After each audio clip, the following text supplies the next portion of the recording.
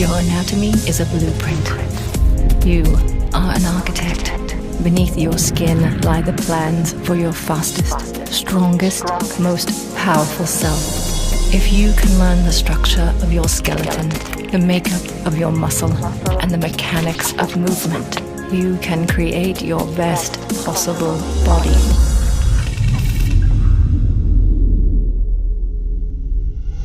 I'm Mike Robertson. This is Built by Science.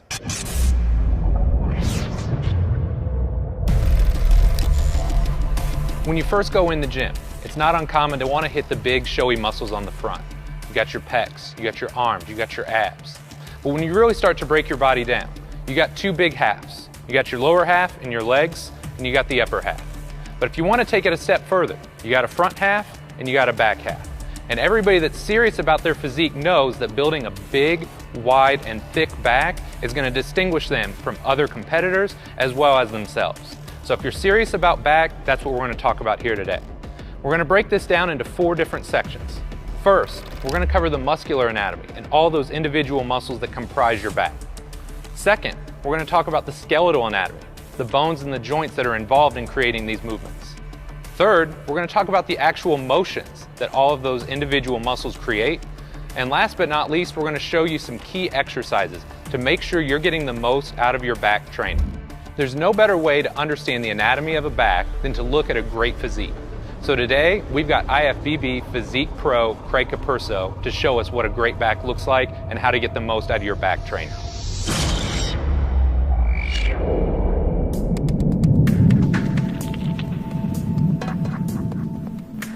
Let's go ahead and dig into the anatomy of your back. The first muscle, and one of the first muscles that most people think of when they think about back training, are the lats. Then I'm going to have Craig spin around here. As you can imagine, it runs from the front side of your humerus, or that upper arm bone, comes down, attaches to your scapula, it attaches to your lower thoracic spine, or kind of that mid-back area, and it even comes down and attaches to this big piece of connective tissue called your thoracolumbar fascia. So as you can imagine, your lats are critically important if you're wanting to build width side to side through your lats. So that's the first muscle that we're going to talk about. Second, we're going to talk about the trapezius. Most people think of the trapezius and they think of the upper trapezius, the muscles that you get when you shrug. But there's actually 3 distinct subsections of your trapezius. You've got your upper traps that run from your skull and your cervical spine or your neck, and they come down and attach to your clavicles. Second, you have what's called your middle trapezius, and these run from about T1 or T4, so that upper middle back area, come across and attach directly to his scapula. Last but not least, you have what's called your lower trapezius fibers. So this runs from your lower middle back, or that lower thoracic spine, comes up and they also attach to your scapula. Last but not least, you have your rhomboids. And while most people think of the trapezius because they're superficial or they're on the outside of the body, the rhomboids are a deep muscle and they lie underneath your trapezius. They kind of run at an angle here from your thoracic spine down to your scapula. You're going to see it a lot when you row or do any kind of horizontal pulling type movement. So with your rhomboids, even though they're not superficial like the trapezius, you're still going to want to put a lot of emphasis on them because they're critical for front to back thickness. Now, keep in mind, we're talking a lot about the upper back muscles here. We know there's tons of muscles in the back. We've already broken up a lot of the lower back muscles in the core trainer. So if you haven't viewed that and you want to learn how to target this area more, make sure to review that video as well.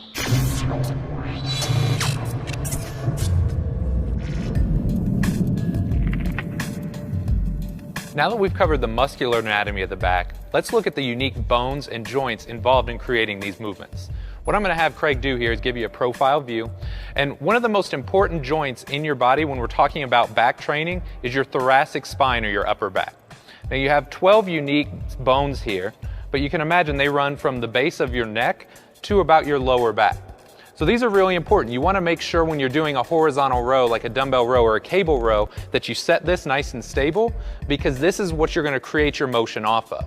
It's not so much the upper back that's moving, but your scapula or your shoulder blade. This is where the motion starts. So if you can imagine a little triangular bone here, your scapula sets the stage for your glenohumeral joint or your shoulder.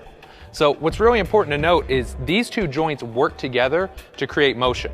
If you're doing a row, you're set out, You're pulling back. You can see Craig is using his scapula to squeeze back, and he's using his upper arm as well. So they work in tangent to create this movement.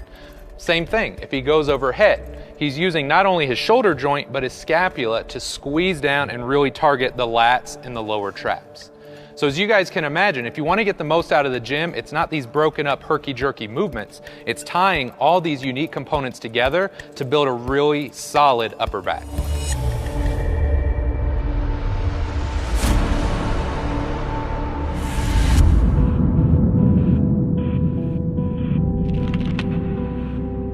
Up to this point, we've covered the muscles of your back, and we've also covered the unique bones and joints.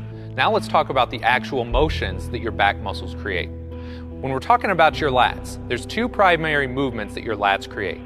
First is called internal rotation. So if you imagine that your attachment point is on the front of your humerus, it actually internally rotates or turns your upper arm bone inwards. A lot of people aren't familiar with that, and that's okay. What most people are familiar with is shoulder extension. So if Craig goes profile here and he reaches his arm up overhead, we're kind of going into shoulder flexion or reaching up, and then coming down from this position as you would in a lat pull down, a chin up, a pull up. That's going to create shoulder extension. So your lats are there to build thickness side to side through your back. So we got your lats. Now let's talk about the actual muscles on the back side of your upper body. So when you talk about your trapezius, remember we've got this kite here, right? Most people are familiar with your upper traps, and just like Craig's doing here, they're really important if you want to build that top upper trap portion of the traps. Second, you've got the middle trapezius and the rhomboids. So if you recall, they kind of go from the mid back and they attach to your scapula. So they create what's called scapular retraction, or simply pulling your shoulder blades back together. Last but not least, you've got your lower traps, and if you recall, they kind of run at this angle right here. They're important for creating what's called scapular depression, or kind of sliding your scapula down on your rib cage. So two more things I want you guys to understand are what's called upward and downward rotation of your scapula or your shoulder blade. Now it's a really fancy term, but all it means is, can you get your arm up overhead safely and effectively? So as Craig reaches up, three muscles are working synergistically to create what's called upward rotation of his scapula. His upper traps, his lower traps, and his serratus. So again, it's kind of a geeky term, but it's there to help you guys understand. If you want to get overhead safely and effectively, you need these three muscle groups to be working synergistically to create that movement. Second, when you come back down, you also create what's called downward rotation of your scapula. And here you're using your rhomboids and a muscle we haven't talked too much about up to this point, but it's called your levator scapulae. And these two muscles work together to downwardly rotate the scapula. Last but not least, if you're like most people, when you started off in the gym, you probably spent a ton of time developing the front. Developing the back is not only a great way to build your physique, but it's going to keep your shoulders healthy for years to come. So make sure you're spending just as much time developing the muscles of your back as you are the front, and you're going to be safer in lifting heavier weights for an extended period of time.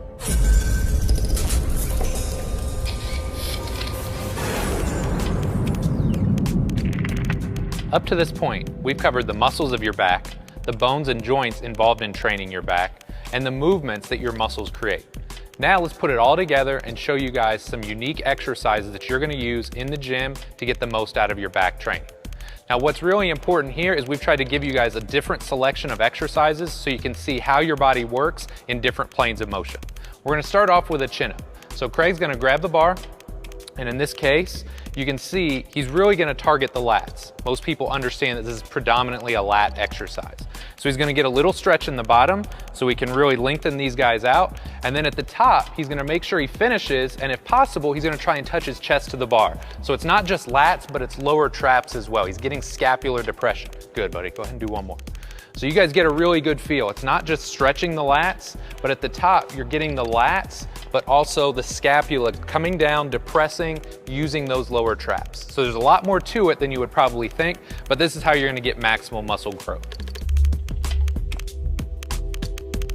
Now that we've shown you guys a vertical pulling exercise, I wanna show you guys a horizontal pulling exercise. In this case, a dumbbell row.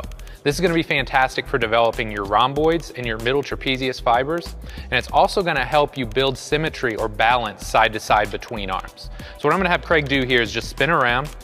He's gonna set up, in this case with a staggered stance. You can go staggered, parallel, whatever you're comfortable with.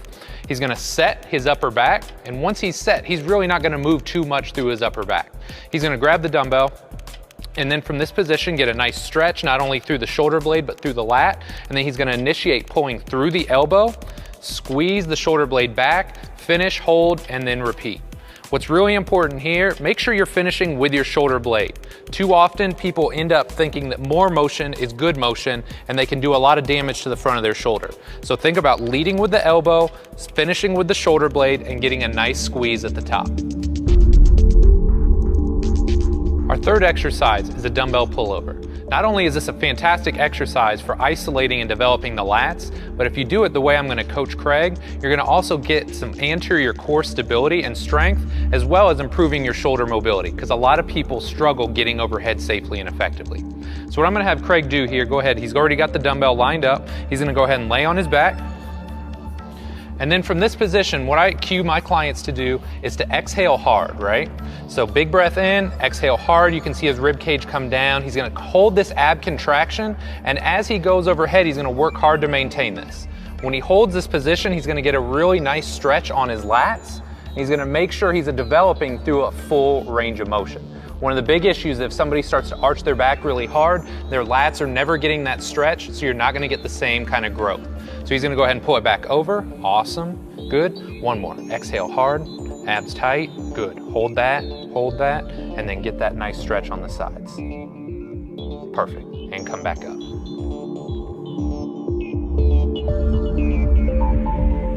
The final exercise we're going to show you guys here today is called a face pull. Now it's kind of a hybrid movement. It's not really a vertical pull, it's not really a horizontal pull, but that's nice because it gets us out of those standard planes of motion and just breaks up the training a little bit. So what I'm going to have Craig do here, he's going to go ahead and spin around, he's going to grab the rope handles, and it's really important, you want to do this with your thumbs up. You got a very small space here for your rotator cuff to breathe.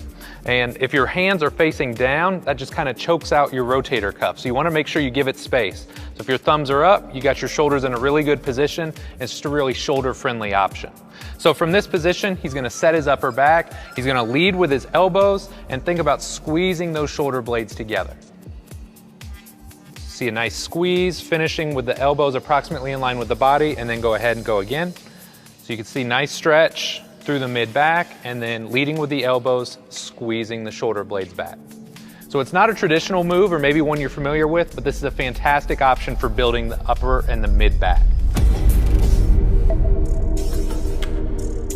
After watching this video, you should have a PhD in muscle building. So I hope you guys are going to take this stuff that we've learned in the video and apply it to your training in the gym. And with that being said, if I can take one thing or have you take one thing away from this video, it's that the back works as a seamless integrated unit. You got to have a nice stable thoracic spine, and then when you put your scapula, when you put your shoulder joint, when you create all that movement in one seamless fluid motion, that's when you're going to get the most out of your back training. Learn muscular anatomy, biomechanics, the skeletal system, muscle function, and the best exercises to build lean mass. Knowledge is power. Know yourself to build yourself. Build yourself with the best. Mind, muscle, masterpiece.